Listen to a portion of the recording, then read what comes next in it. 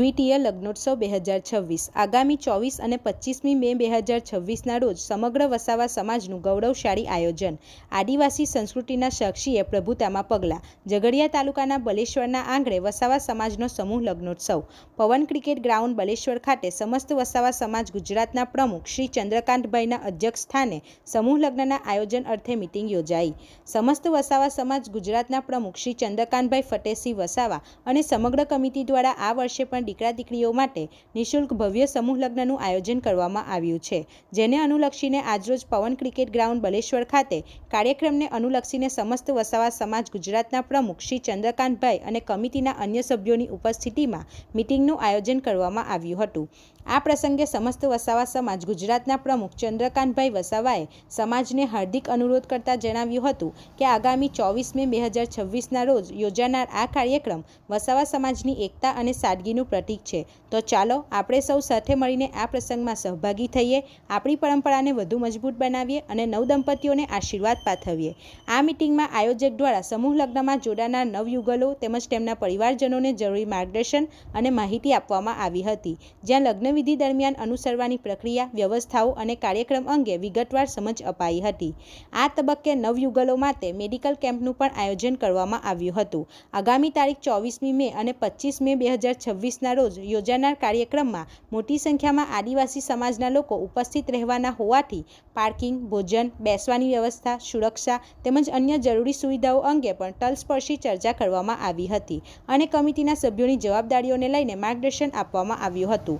અત્રે ઉલ્લેખનીય છે કે ઝઘડિયા તાલુકાના પવન ક્રિકેટ ગ્રાઉન્ડ બલેશ્વર ખાતે આ ભવ્ય આયોજન સંપન્ન થનારું છે। સમસ્ત વસાવા સમાજ દ્વારા આયોજિત આ સમૂહ લગ્નમાં કુલ 201 યુગલો આદિવાસી પરંપરા અને રીત રિવાજ મુજબ પ્રભુતામાં પગલાં પાડવાના છે, જેને લઈને સમાજમાં ભારે ઉત્સાહનો માહોલ જોવા મળી રહ્યો છે। ત્યારે સમાજના આગેવાનો અને આયોજકો દ્વારા આ સમૂહ લગ્નને સફળ બનાવવા સૌના સહકારની અપીલ કરવામાં આવી હતી।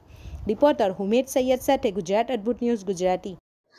જય જોહર, જય આદિવાસી। મારું નામ વસાવા રૂપસોણાબેન ઉર્ફે રુચિકાબેન ગણપતભાઈ છે, ગામ બલેશ્વર।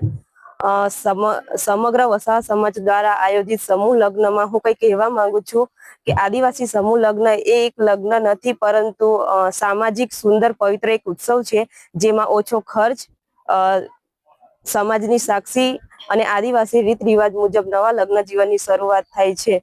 અને મારા પપ્પા આજે 26-27 વર્ષથી મારા પપ્પા નથી, હું પપ્પા વગરનું જીવન જીવું છું, અને જેમાં અત્યારે હાલમાં મારી પડખે મારો સમાજ, આદિવાસી સમાજ આવીને ઊભો છે, અને હું એમનો ખૂબ ખૂબ આભાર માનું છું।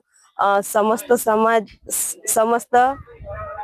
વસાવા સમાજના પ્રમુખ વસાવા ચંદ્રકાંત સાહેબ તથા એમની પૂરી કમિટી, ગ્રામજનો તથા દાતાશ્રીઓનો, સ્વયંસેવકોનો હું વસાવા સમાજનો આભાર માનું છું। જય આદિવાસી, જય જોહર। સમસ્ત વસાવા સમાજ ગુજરાત આયોજિત આ ચોથો સમૂહ લગ્ન થવા જઈ રહ્યો છે। એમાં આખા ગુજરાતમાંથી અલગ અલગ સ્થળોથી દીકરા દીકરીઓનો આજે એક મિટિંગ રાખવામાં આવી હતી, અને એમાં તમામ દીકરા દીકરીઓએ હાજરી આપી હતી। આ સમૂહ લગ્નને સફળ બનાવવા માટે ગુજરાતના તમામ આગેવાનો આગળ આવી અને મદદ કરી રહ્યા છે, જેમ કે કરિયાવરનું ટોટલી સામાન, ઘરેણાઓ અને તમામ વસ્તુઓ અમને દાતાઓ તરફથી મળી રહી છે।